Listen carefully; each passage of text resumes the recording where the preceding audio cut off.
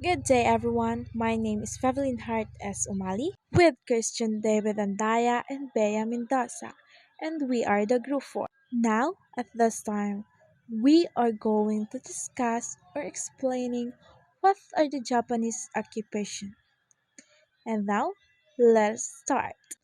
And guys, you know that the Japanese occupation of the Philippines in Pilipino pananakop ng mga Hapones ng Pilipinas occurred between 1942 and 1945. The Iliad occupation of Japan was a military occupation of Japan in years immediately following Japan's defeat in World War II, led by the United States with the support of the British Commonwealth and the supervision of the Far Eastern Commission. The occupation lasted from 1945 to 1952 and involved a total of nearly 1 million Allied soldiers.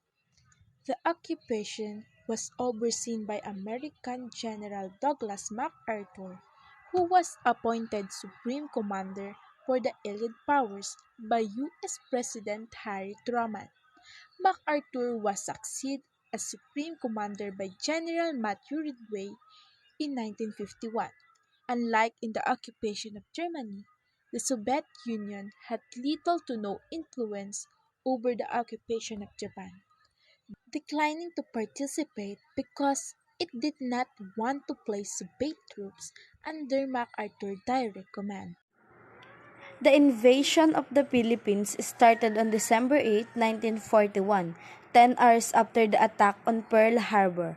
As at Pearl Harbor, American aircraft were severely damaged in the initial Japanese attack.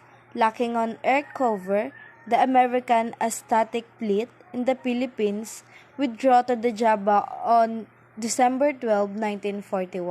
December 12, 1941, the Japanese invaded Legazpi in southern Luzon. The Japanese began the shelling of Johnson and Palmyra. December 8, 1941, New Zealand declared war on Japan at 11 a.m. New Zealand time.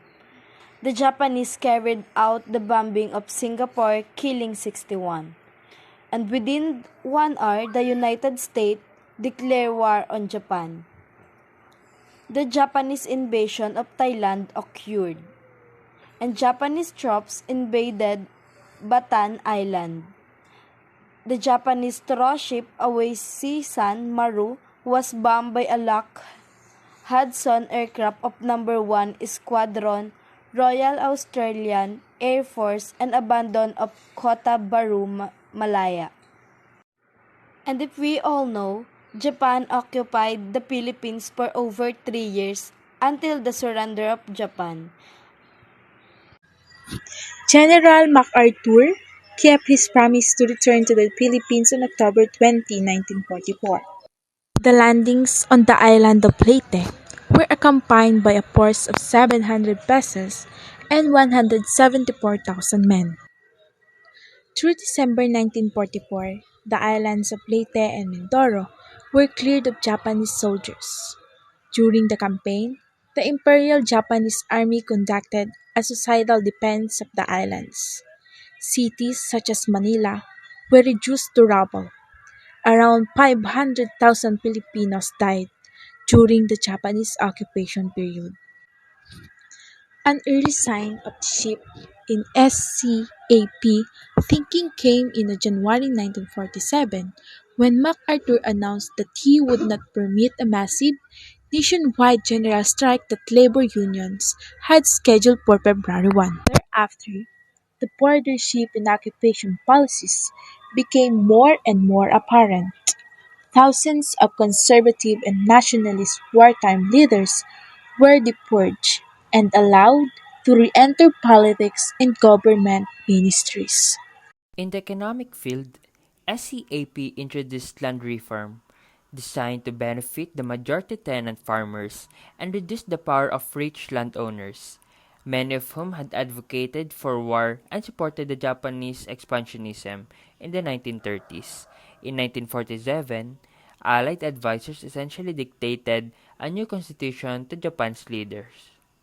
SCAP is a short term for Security Content Automation Protocol.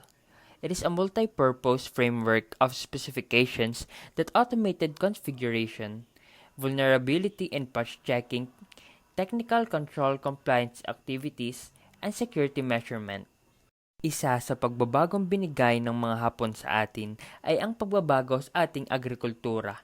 Nakatulong ito upang mas mapalawak natin ang isa sa mga ikinabubuhay ng mga Pilipino noon. Ito ay ang pagsasaka at ang pagtatanim.